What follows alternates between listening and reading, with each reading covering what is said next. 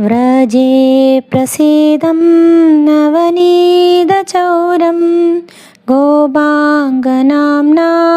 चदकुलचौरम् अनेकजन्मार्चितपापचौरं चौराग्रगण्यं पुरुषं नमामि पुरुषं नमामि।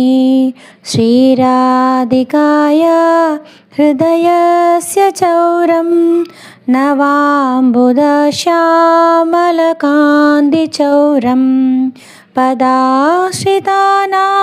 च समस्तचौरं चौराग्रगण्यं पुरुषं नमामि पुरुषं नमामि। आङ्कीजनीकृत्य पदाश्रितं यः करोति भिक्षुं पदिगेहहीनं केनाप्यहो भीषणचौरैर्दृष्ट्वा श्रुतो वा न जगत्त्रयेऽपि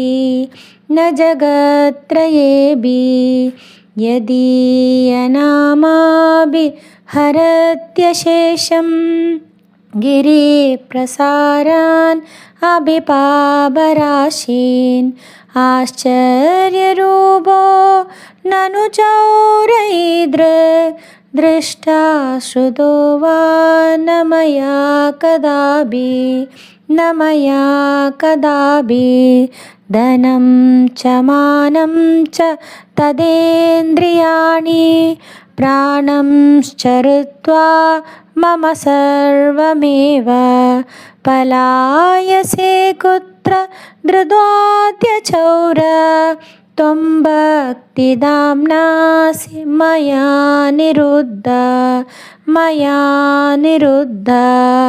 चिन्नसि घोरं यमपाशबन्धं भिन्नसि भीमं भवपाशबन्धं चिन्नसि सर्वस्य समस्तबन्धं नैवात्मनो भक्तकृतं तु बन्धं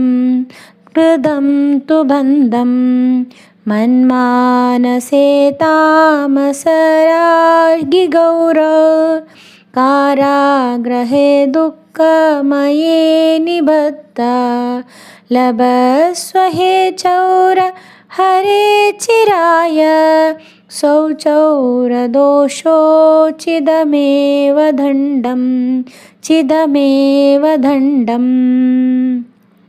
कारागृहे वस सदा हृदये मदीये मद्भक्तिपाशदृढबन्धननिश्चलसन् त्वं कृष्ण हे प्रलयकोटिशदां तरेभिः सर्वस्वचौरहृदयान्हि मोचयामि।